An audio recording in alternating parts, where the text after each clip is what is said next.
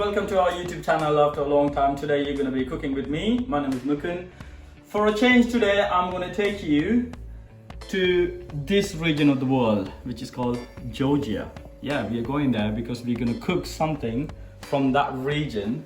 So before we get into that, I need to thank Benjamin Rich, whose channel is Bold and Bankrupt. Thank you very much for that channel, Benjamin. I've been following you for the last 2 weeks and I really enjoy your programs. You're doing a great job, especially in India and all the parts people don't even think it still exists. Thank you very much, and I'll wish you all the best in your future. Right, the dish we're gonna cook today is called the Kharsho, which is made by the mountaineering people, or maybe the shepherds who lives in that mountain region, the Caucasus Mountain regions of Georgia. We need beef. That's the main ingredient. You can cook that with lamb or mutton, but beef is preferred. That's the original recipe. So I'm here slow cooking a kilo of beef, diced into medium-sized pieces. So I'll show you one. So I've diced into maybe a stew style piece. And you also need some vegetables, because this soup is made with beef, vegetable and some rice. So I have a can of chopped tomato, some celeries, maybe about 3 or 4 celery sticks, not wholes, 3 or 4 celeries. You have parsley and coriander chopped, 2 large onions chopped, 4 carrots sliced like that, and 3 medium-sized potatoes, and a bowl of rice soaked in water, a whole garlic chopped, and a 1/4 inch of a ginger chopped. Then you have 2 tablespoons of tomato puree, and then you have 2 tablespoons of ground pepper, salt as necessary, and about 300 ml of chicken stock. The first step is to slow cook the beef. I've been cooking this, as I mentioned previously. This has been cooking there for the past 1.5 hours. The more cooked it is, the more tender it's going to be. But in the meantime, I'm also got a pan in here, so which I'm going to make the preparation for the soups, or the base of the soup that we're going to make. So in that, we're going to put some olive oil. The pan is nice and hot already. In that pan, we're going to put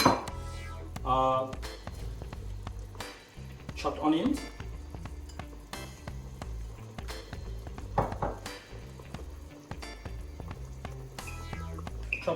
in, and with the chopped onions, you put the garlic and ginger.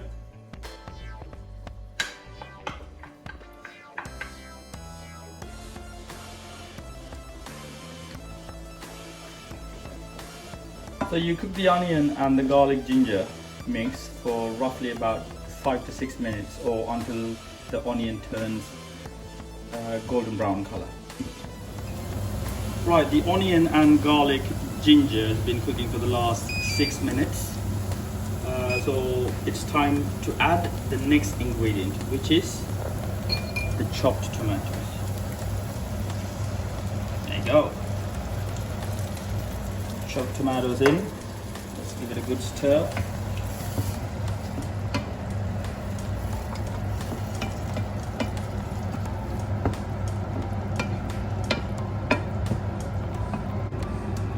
You're going to leave it cook for another 5 minutes. After about 5 minutes, you add the tomato puree in. Stir it well, mix it well. The reason you're adding this tomato puree is just for color and to increase the consistency of the soup. Right, the base has been cooking for the past 5 minutes, getting nice and cooked. So while it's cooking on the hob, what we're going to do is we're going to add a portion of the parsley and coriander into that and cook for another 2 minutes.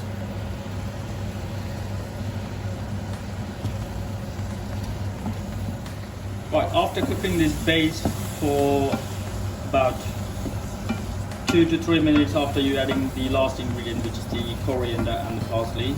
Just switch off the gas and leave it cool. The beef has been cooking for the last 1.5 hours, so I'm just going to put a little bit more water in there. So because we're going to make the soup is a bit runny, because we're going to put a lot of other ingredients like carrots, potatoes and rice, which is going to soak up the water. So I'll add about 500 ml of water into that. Right, now the base is going to go into the beef. So you add that slowly. All in there. Don't want to waste anything.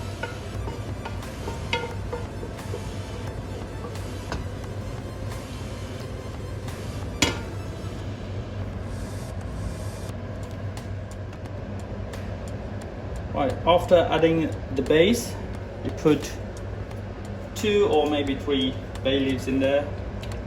Let it cook. Let it come to boil. Right, when you see it started to boil, give it a good stir, and then it's time to add the next ingredient, which is carrots.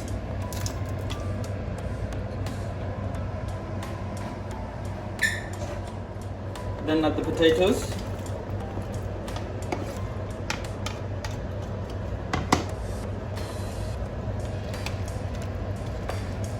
I think you can cook this soup with any root vegetable. It doesn't have to be potato. The original recipe doesn't have potato. I've just tried it last time, so it came out really well. So I thought, okay, let me cook it with potatoes. You can cook it with parsnips, sweet potatoes, anything that you like. Right, add the potatoes and carrot. Leave it to cook for another 5 minutes or until it boils. It's been cooking for the past 10 minutes and this is where we are now. It's boiling. The carrots and the potatoes and the beef, everything is in there. The bay leaf is getting cooked. Okay, time to put the next ingredient.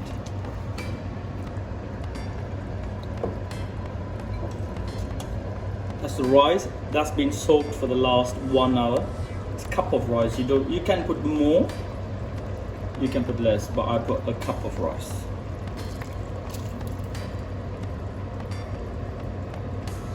You can wash it off with that, so it doesn't matter.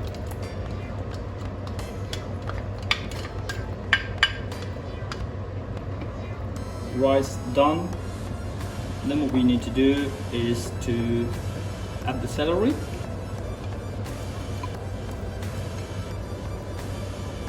It's a lot of vegetables in there, like potatoes, carrots, celery. It's a very, very healthy soup. And finally, you add the chicken stock, vegetable stock, anything you prefer. Don't make it too thick. Not the gravy, it's a stock. So you add that. Put a portion of your chopped parsley and coriander on top.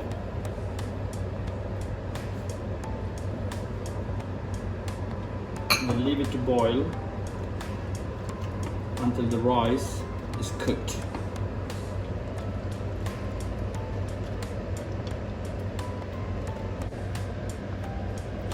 Let's check. Okay, it's been cooking the last 5 minutes out of 15, so we've got another 10 minutes to go. So I'm going to add some pepper. 1 teaspoon, 2 if you want it more peppery, but the kids are going to eat, I'll stick to 1 teaspoon. Give it a good stir. You can see the rice is getting cooked.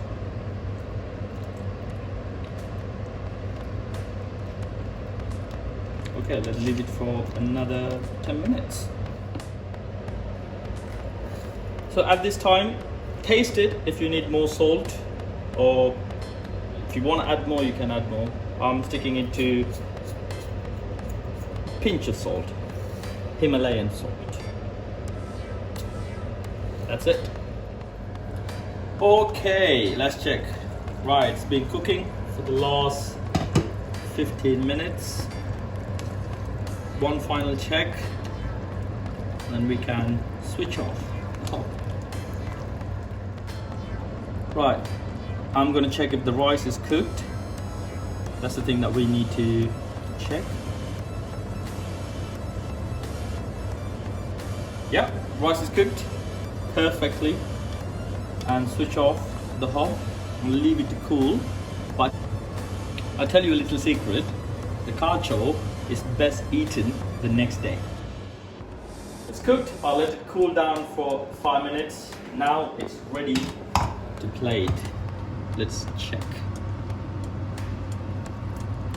That's kharsho.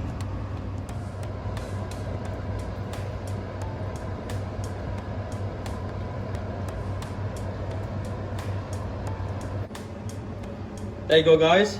The kharsho is ready. I have garnished it with some coriander and parsley, but make sure that you can also garnish that with walnut. That's the whole point of that, but we don't use walnut, so I've garnished that with coriander and parsley, and I got some bread to go with that. Thanks a lot. There you go, guys. The kharsho is ready. Please follow us, subscribe, and give us a thumbs up. Thank you.